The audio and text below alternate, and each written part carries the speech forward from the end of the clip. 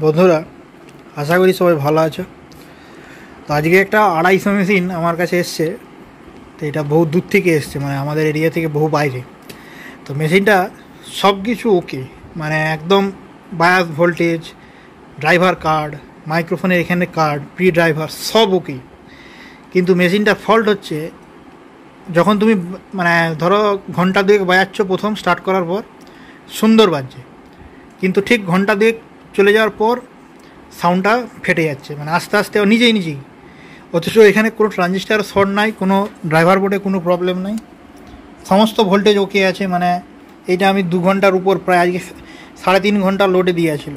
একটা 1 কিলোহার্জের sign tone ঢুকিয়ে ফুল লোডে একদম 230 ওয়াট লোডে লাগানো ছিল, প্রবলেমটা তৈরি করার জন্য, মানে রিয়েল যে অ্যাপ্লিকেশনটা হবে সেটা সিমুলেট করার জন্য। দিয়ে দেখলাম সব ওকে আছে। এখানে 18 ভোল্ট ওকে, এখানে বায়াস ভোল্টেজ 1 ভোল্ট আছে এই স্টেজে, তারপরে এখানে ভোল্টেজ ওকে আছে 0.5।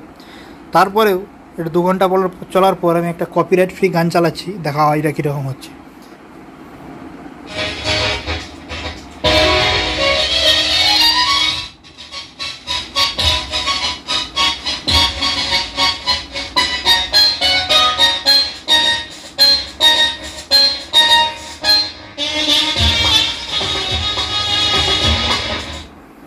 এটা AUX 1 2 এ দিয়ে আছে, AUX 1 এ লাগাচ্ছি, সেম কেস।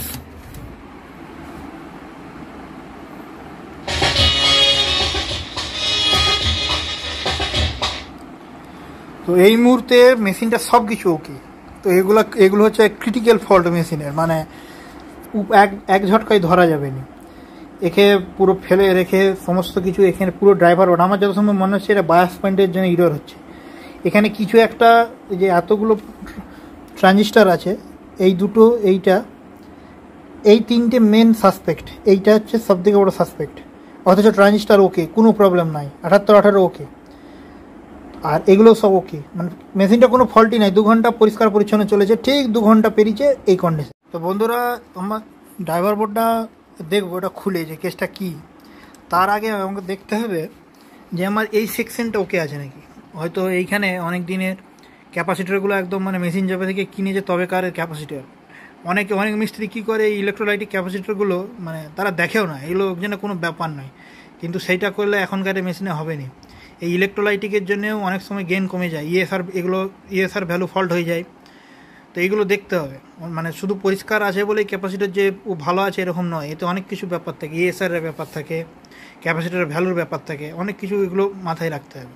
তো যদি আমি প্রথমে একটা 1 কিলোহার্জ টোন ফিড করে ঠিক যেটা ড্রাইভার বোর্ডে ঢুকছে, মানে এখান থেকে সব প্রি অ্যাম্পলিফাই হয়ে যেটা ঢুকছে, আগে দেখবো সেই সিগন্যালটা ওকে আছে কি না। এখনও কিন্তু সেম ফল্ট।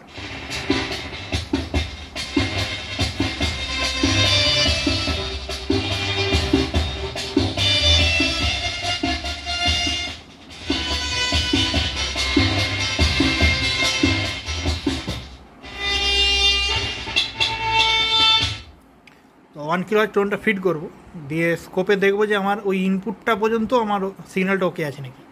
যদি ইনপুটের আগে পর্যন্ত সিগন্যাল ওকে না থাকে, তাহলে আমাকে এই বোর্ডটা খুলতে হবে, খুলে আবার চেক করতে হবে, হয়তো এখানে প্রি ড্রাইভার যেগুলো আছে সেখানে প্রবলেম আছে।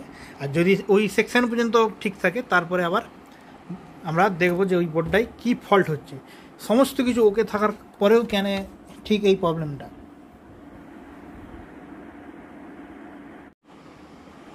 তো বন্ধুরা, আমি মেশিনটাতে একটা 1 কিলোহার্জের টোন ঢুকিয়ে দিয়েছি, দিয়ে ঠিক এই ড্রাইভার বোর্ডের ইনপুট যে তারটা, মানে এই প্রি ড্রাইভার থেকে যেটা ঢুকেছে সেই তারে একটা প্রোব দিয়েছি, আর ইনপুটে একটা প্রোব দিয়েছি। তো দুটো সিগন্যাল তোমাদেরকে দেখাচ্ছি। প্রথমে দেখো, হলুদটা হচ্ছে যেটা ড্রাইভার বোর্ডে ঢুকছে সেই সিগন্যাল, আর নীলটা হচ্ছে যেটা মেশিনে ঢুকছে সেই সিগন্যাল। তো ড্রাইভার বোর্ড আর মেশিনের সিগন্যালের মধ্যে দুটো ফারাক বুঝতেই পারছো।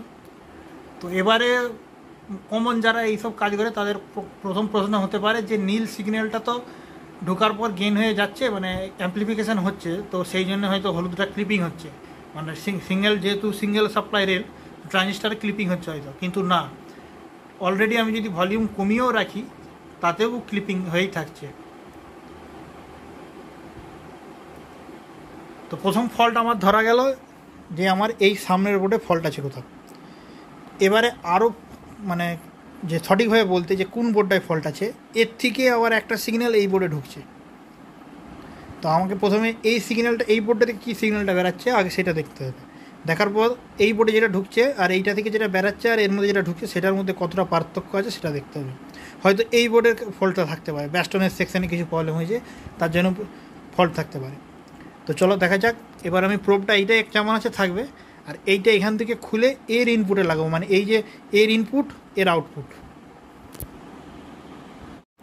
তো বন্ধুরা, এবারে আমি এই বোর্ডটার যেটা ঢুকছে আর যেটা বেরাচ্ছে ব্যাস্টনের যে সেকশনটা তার সিগন্যালটা, হলুদটা হচ্ছে ইনপুট আর যেটা নীলটা হচ্ছে বেরোচ্ছে। তো দেখতে পাচ্ছি এখানে অলরেডি ক্লিপ হয়ে গেছে। যদি আমি একটুকু ক্লিপটা কমাই, মানে সিগন্যাল ইনপুটটা প্রথম অ্যাম্পলিফায়ার থেকে কমাই,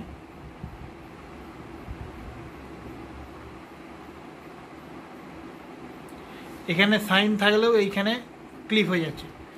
তো এইখানে এটা একটা কমন ফল্ট। এর যে বাইপাস ক্যাপাসিটরটা থাকে, যেটা দুটো ট্রানজিস্টার দিয়ে মানে ব্যাস্টনটা করা থাকে, সেই ব্যাস্টনের একটা বাইপাস ক্যাপাসিটর থাকে, সেইটা ফল্ট হলে এরকম হয়।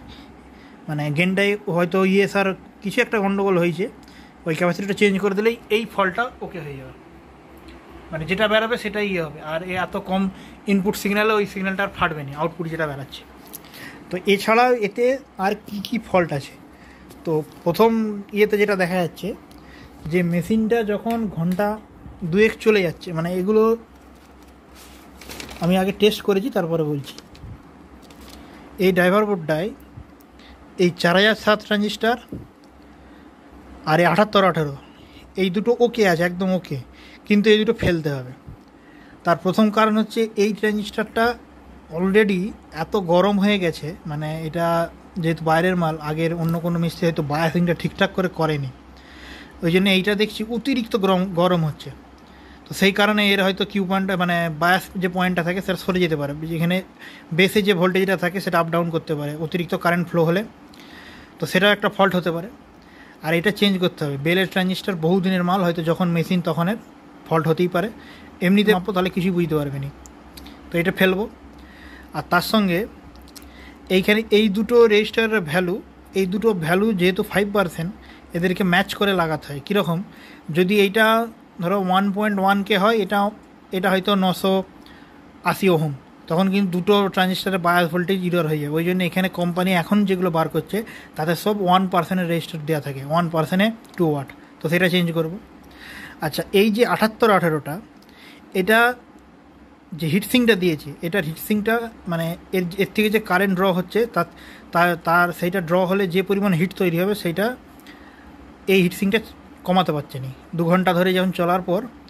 তো এই 7818টা চেঞ্জ করব। এটা ফেয়ার চাইল্ডের আছে, এটা অন্য লাগাবো। আর এই বোর্ডটা থেকে 78 এইটা তুলে অন্য হিটসিং দিয়ে বাইরে আঁটবো, যাতে এই 7818টা হিট মানে কম হয়।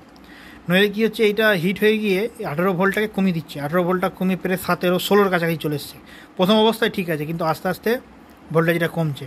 আর তার কারণে এইখানে যে ক্যাপাসিটি মাল্টিপ্লায়ারটা দিয়ে আছে, এইখানেরও ভোল্টেজ কমে যাচ্ছে। তখন এই পয়েন্টে ভোল্টেজ কমে যাচ্ছে, 15 ভোল্টের কাছাকাছি চলে এসছে। এটা অন্তত 16.5-17 থাকার কথা।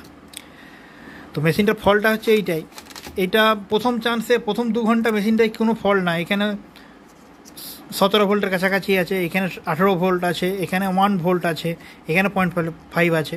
কিন্তু যত মেশিনটা হিট হচ্ছে তত এই ইররগুলো, এই রেজিস্টারের ইররগুলো বেশি হচ্ছে।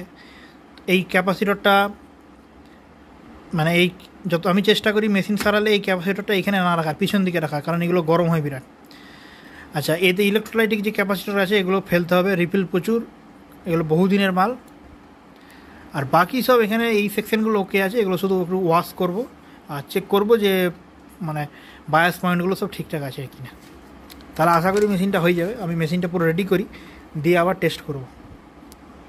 এই বোর্ডটাকে আমি আলাদা করে মেশিন থেকে খুলেছি। খুলে বোর্ডটাতে অনেক মানে পিসিবি ট্র্যাক ফ্যাক অনেক কিছু নাই, এখানে অনেক কিছু চেঞ্জেস করা আছে, এইগুলোকে সব ঠিক করব। আর এইখানে যে 78-18টা থাকে সেটা আলাদা করে হিটসিং দিয়ে মেশিনে বসাবো। আর এর গোড়া একটা ছোটো পিসিবি দেবো ডিকাপলিং ক্যাপাসিটরগুলোর জন্যে, দিয়ে এইটা 18 ভোল্টটা এখানে এসে ঢুকবে। তো এইটা খুলে দিচ্ছি, কারণ এইটা খুব হিট হয়, 5 ওয়াট 6 ওয়াট হিট ছাড়ে। তো সেই হিটটা যাতে এখানে থাকলে কি হবে, যেটা হয় প্রবলেম, এই ক্যাপাসিটরগুলো 85°C পর্যন্ত ম্যাক্সিমাম। তো এইখানে যখন থাকে প্রচণ্ড গরম হয় এই সেকশনটা, তো এইটা দিয়ে ক্যাপাসিটিগুলো আস্তে আস্তে নষ্ট করে দেয়। তো এইটা আলাদা করে দিলে এই প্রবলেমটা থাকবে না। আর এতে যে আগে যে লাগানো ছিল দুটো 1K, দুটোর ভ্যালু দু রকমের, অন্তত কিছুটা 10-12 এধার হলে ঠিক আছে, কিন্তু অনেকটা হয়ে গেলে দুটো সাইডের ট্রানজিস্টারে বায়াসিং এরর হয়ে যাবে, তখন একটা বেশি গরম হবে, একটা কম গরম হয়। তো ওর জায়গায় নতুন একদম ম্যাচ করা লাগাবো।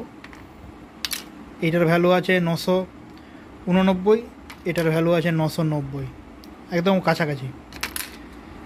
আর এইখানে এই বোর্ডগুলো সব চেঞ্জেস করব, কিছু এখানে রেজিস্টার বদলাবো, এটা বায়াসিং রেজিস্টারগুলো বদলাবো। আর এখানে চার্জার সাথে যেটা লাগানো ছিল এটা অনেক ওল্ড, আর কারেন্ট ক্যাপাসিটি আর টলারেন্স কম, ওই জন্য এখানে 30-55 লাগাবো, দিয়ে নতুন করে বায়াস করব।